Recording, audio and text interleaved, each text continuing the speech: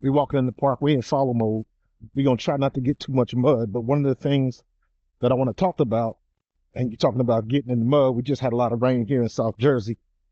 Um, but some more information came out about, the whole situation with AJ Brown and the trade, and they had BG was on the radio. I think no, he was on.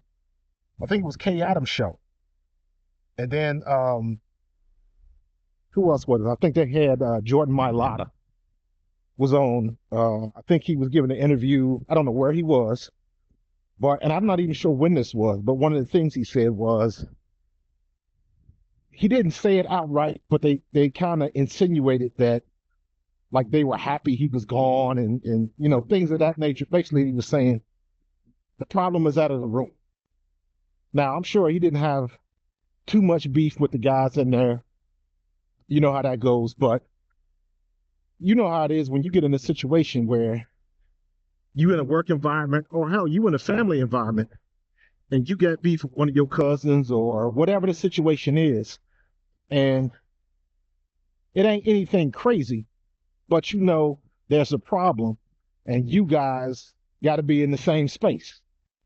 So that's one of those situations where you can be professional and you can do what you got to do, but you still know that it's just a little awkward in this situation. I'm about to go up this hill. I want y'all to be able to see this hill. So watch this. Get back there. Follow me up this hill. Hope it's not too wet. But when you in the same space all the time, a lot of times that can be a little bit uncomfortable.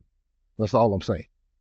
So that's the way the situation, as based on what everybody was saying. Like they don't hate AJ Brown, but they're glad that awkwardness, that uncomfortableness is out of the room. And that makes sense. That makes a lot of sense. So one of the things that you have going into the new year is all of that nonsense is out of the building. Problem solved, or at least it is as it exists with the Eagles. So, what's next for them?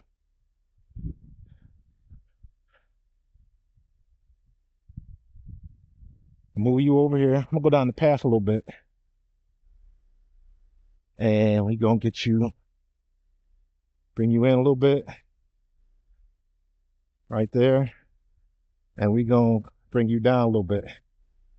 All right. So let's walk. So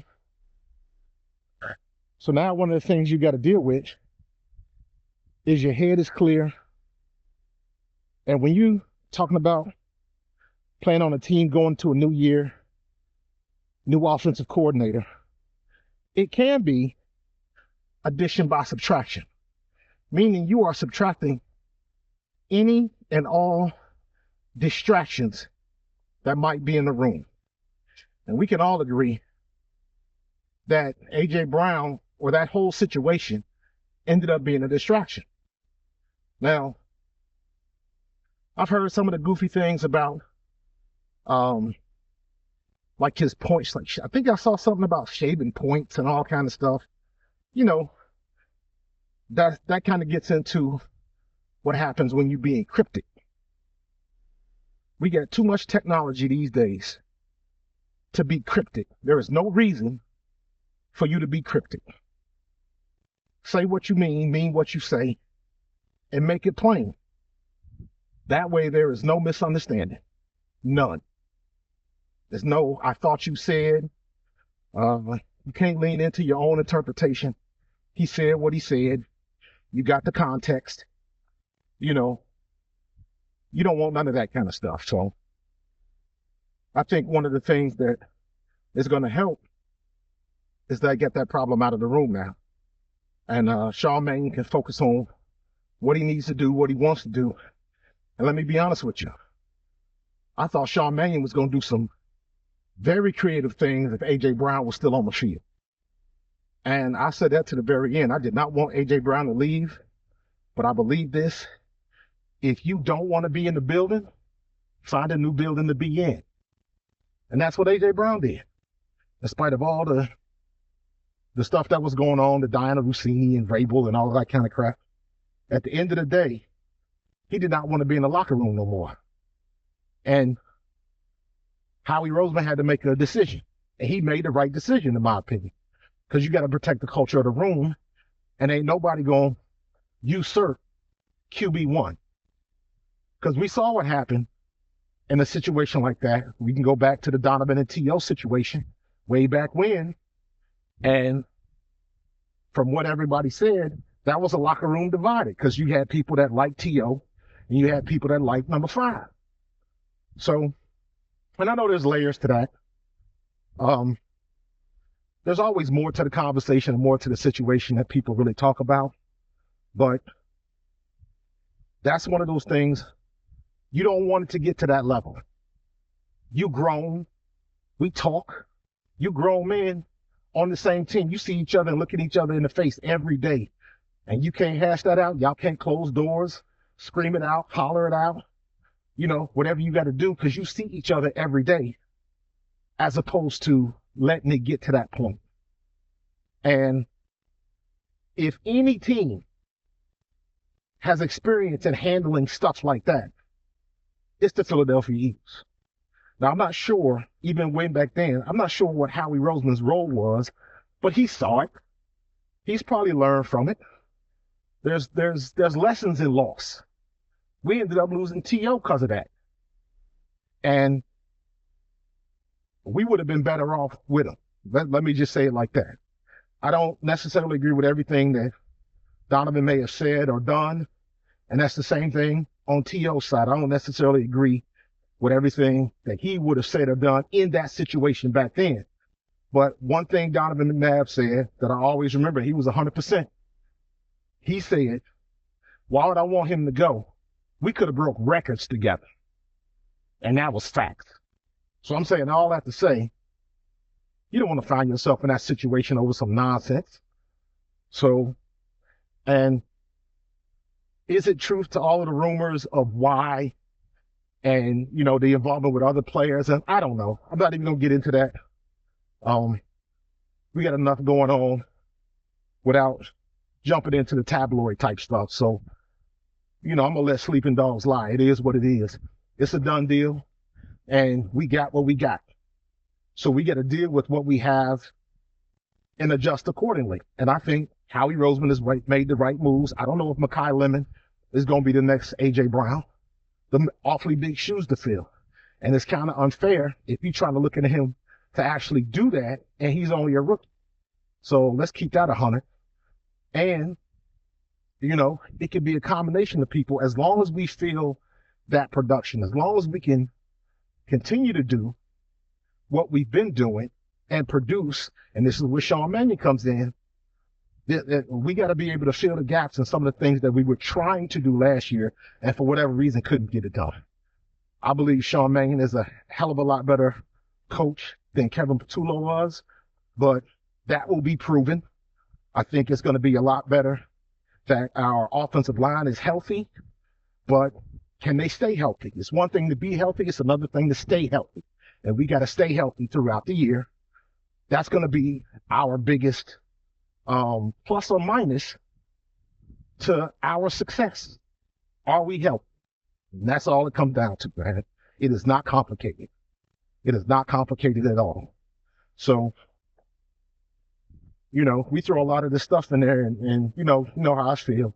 And I know I'm on social media and I'm making YouTube videos and stuff like that. But at the end of the day, when we get on that field, come 2-3 weeks, and we reporting for a training camp, and we ready to rock and roll, that's all that matters. That's all that matters. So it ain't gonna matter what A.J. Brown did or what happened between him and the masseuse or whatever that nonsense was. The only thing that matters is when we are on the field together, everybody's facing the same direction. Everybody's got their head and we on the same page. And that's how you get it. That's why I was so happy with Jalen doing the retreat down in Florida. Get the guys together, just spend some time together. And you have no idea how much stuff like that helps. Just spending time, just being in each other's presence, knowing what each other's do, building that unspoken communication, things of that nature that you don't necessarily see on the field, but you see how the guys interact with one another. Everybody knew that the relationship with Jalen Hurts was a little bit different because you looked at A.J. Brown the first couple years he was there and the last couple years he was there. It was totally different. Just the way they acted in each other's space.